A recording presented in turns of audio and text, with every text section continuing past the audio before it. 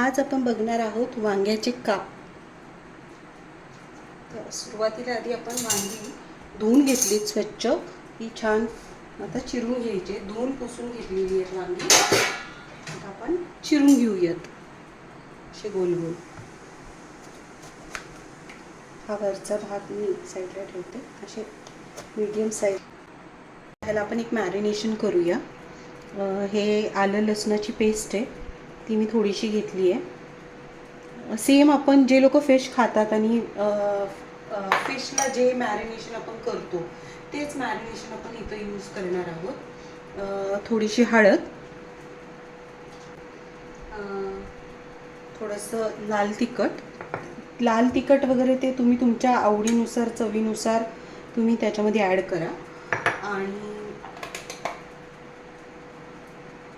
हे थोडीशी धने पूड आहे, थोडासा गरम मसाला ॲड करते आहे, खूप नाही, अगदी थोडासा। आणि थोडीशी जिरे पूड आहे, ती ॲड करते।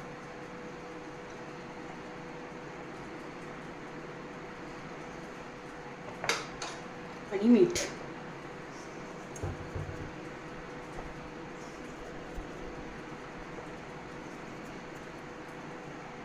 एक मीडियम साईजचा लिंबू घेतलाय, त्या लिंबाचा रस आपण ह्याच्यावरती टाकूयात। जे लोक नॉन व्हेजिटेरियन आहेत त्यांना वेजच्या दिवशी हा खूप छान ऑप्शन आहे। बऱ्याच लोकांच्या घरी हा बनले जातो। सुरणाचे काप पण बनवले जातात, बटाट्याचे काप बनवले जातात। आता हे सगळं आपण मिक्स करून एकमेकांना व्यवस्थित लावून घेऊया। सगळा मसाला आपण सगळीकडे एकसारखा लावून घेतला आहे। आता त्याला कोटिंग करण्यासाठी हे 3 चमचे मी रवा घेतला आहे आणि 1-1.5 चमचा मी ह्याच्यामध्ये तांदळाचं पीठ घेतलं आहे। लाल तिखट थोडंसं टाकलं आहे आणि थोडंसं मीठ आणि हळद, हे सगळं टाकून हे एक असं मिक्सचर तयार करून घ्यायचं, जे वरून आपण कोट कर। पॅन तापत ठेवला होता, आता त्याच्यामध्ये थोडंसं तेल टाकूया। आपल्याला हे शॅलो फ्राय करायचं आहे।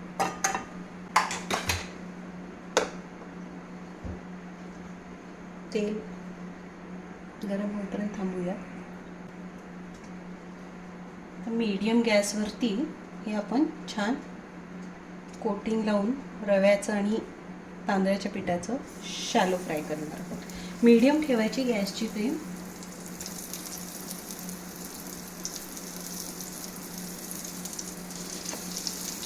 वरण भात, वांग्याचे काप खूप टेस्टी लागतात, पोळीबरोबर पण छान लागतं, नक्की ट्राय करा।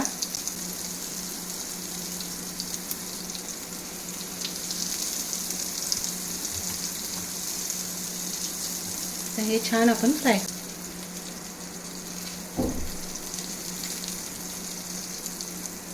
श्रावणात खूप बनवले जातात हे।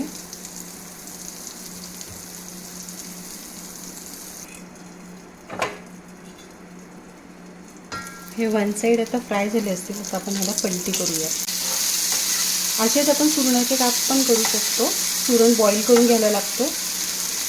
तुम्हाला बघायचे असतील तर नक्की सांगा। परत एक 5 मिनिटासाठी झाकण लावून ठेवूया।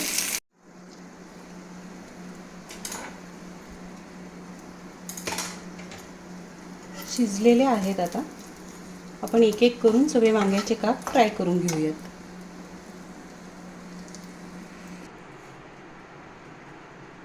गरम काप तयार आहेत। वरण भाताबरोबर खा, पोळीबरोबर खा, ज्याच्याबरोबर आवडेल त्याच्याबरोबर तुम्ही ट्राय करा, आवडतील तुम्हाला।